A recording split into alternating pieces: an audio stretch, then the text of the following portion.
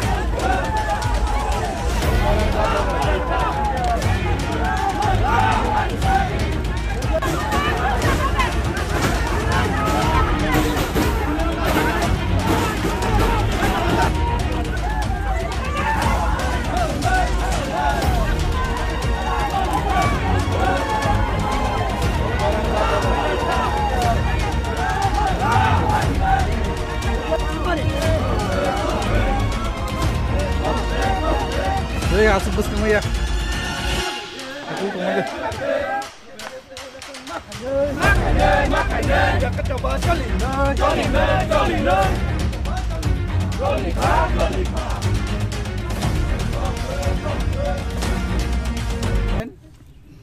পাশাপাশি এই যে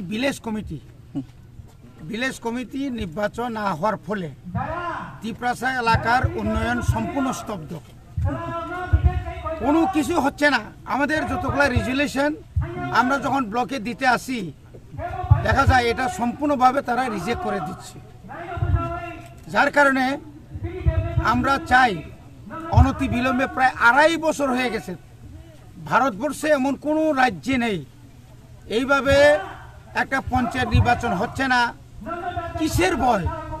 প্রথমে বলেছিল করোনা, কি করোনা? আজ ভারতবর্ষের পৃথিবীতে করোনা আছে? করোনা কোনো রোগ আছে? আর কি আছে এখানে? এখানে নির্বাচন হচ্ছে, উপনির্বাচন 5 তারিখ। এখন ইচ্ছা করে এই রাজ্যের বিজেপি আইপিএফটি সরকার ভিলেজ কমিটি এবং আমাদের জেলা পরিষদের 2টি শূন্য পদ আসন ওরা উপনির্বাচনও করতেছে না। ওরাই বই পাচ্ছে, এখনো বই পাচ্ছে পাহাড় এলাকায় টাকা পয়সা লোভ লালসা চাকরির লোভ দেখিয়ে বিভিন্নভাবে তারা মানুষকে ঠকিয়ে তাদের দলে নেওয়ার পরেও এখনো পর্যন্ত মানিক সাহার এখনো বোধোদয় হচ্ছে না, যে এখনো তারা হিসাব করছে যে পাহাড় অঞ্চলে এত টাকা দিলাম, এত কিছু করলাম, তারপরেও ভিলেজ কমিটি নির্বাচনে জেতার মতো কোনো মেম্বার জেতার মতো কোনো সংগঠনই হচ্ছে না, যার কারণে আজকে এই অবস্থা। তার মধ্যে আপনারা নিশ্চয়ই জানেন, রাজ্যবাসী জানেন, বৃদ্ধ ভাতা নিয়ে কত ধরনের লজ্জাস্কর ঘটনা তারা করছে। প্রায় 1,27,000 বাতিল করলই যাদের এখনো টিকে আছে তাদেরকেও তাদের যে বাটা 5 মাস 6 মাস পরেও টাকা ঢুকছে না। নতুন তো দূরের কথা, অথচ কি নির্লজ্জ এখানের যারা বিজেপি করে তারা বলছে আমরা 40 বছর হলে তাদেরকে আমরা বৃদ্ধ ভাতা দেব। আরে বাবা, 70-80 বছর বয়সকে আগে দিয়ে দেখুক না, লজ্জা আসেনি তাদের? লজ্জা আসেনি? তারা নিজের চাকরি নেক না, লজ্জা আসেনি তারা? এবং আজকে আমরা এই ডেপুটেশনের মাধ্যমে আমরা অনুরোধ করব আজকে আমাদের এলাকার এমডিসি রুনাল দেববর্মা আছেন, আমাদের বিজিত প্রার্থী তাপস দেব মহোদয় আছেন এবং অন্যান্য লিডার্সরা আছেন। আমরা যদি আমাদের দাবি আদায় যদি না করা হয়, আগামী দিন আমরা শক্তভাবে আমরা আন্দোলন করব। সমস্ত পঞ্চায়েত ভিলেজ কমিটি অফিসে আমরা তালা দেব একসঙ্গে একদিনে সারা ত্রিপুরাতে, এবং সমস্ত রাস্তা আমরা রুখে দাঁড়াবো, আমরা বন্ধ করে দেব। কারণ এইভাবে চলতে পারে না, এইভাবে চলতে পারে না। আজকে বাজারের মধ্যে 50 কাছাকাছি হয়ে গেছে চালের দাম। কোথায় গেল সবকা ষাট সবকা বিকাশ? সমস্ত ডাবল রেশন বন্ধ করে দিল। রেশনের চাল, খাদ্য কুখাদ্য সমস্ত একদম নিম্নমানের চাল সরবরাহ করছে। কাজেই আমরা চাই আমাদের স্থানীয় দাবি, এখানে অনেক কিছু আছে, এখানে রেসার, এখানে লোহা নদী আছে রেসার, এখানে পাকা বাঁধ যদি দেওয়া যায়, আমরা ওই বৃষ্টির উপর নির্ভর করার কোনো দরকারই ছিল না। আজকে বাঁধ না থাকাতে আমরা বৃষ্টির উপর নির্ভর করে আজকে সময় মতো আমরা ধান চাষ করতে পারছি না।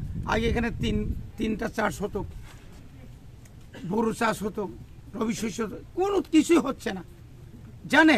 এখন এই এলাকার মাননীয় ওই কিনা মন্ত্রী, উনি তো আগে শিক্ষামন্ত্রী আসলো, এখন তো কৃষিমন্ত্রী। উনি ইচ্ছা করলে এখানে প্রচুর পরিমাণ অনেক নদীতে, এখানে তিরাসর আছে, রেসার আছে, প্রচুর দুরাজাসর আছে, সোনাইসর আছে, এখানে সুইচ গেট দিয়ে এখানের জনজাতিদের উন্নয়নের জন্য অনেক কিছু করতে পারে, কিন্তু করছে না। কেন করছে না? ওনার কাছে এত ক্ষমতার পরেও কেন দেখাচ্ছে না? আজকে আমাদের আন্দোলন গণতান্ত্রিক উপায়ে করব। আগামী দিনে গণতান্ত্রিক হবে কিনা জানি না, কিন্তু আজকে আন্দোলন আমরা গণতান্ত্রিকভাবে করব। বিডিও মহোদয়কে অনুরোধ করব, নিরপেক্ষ থাকুন।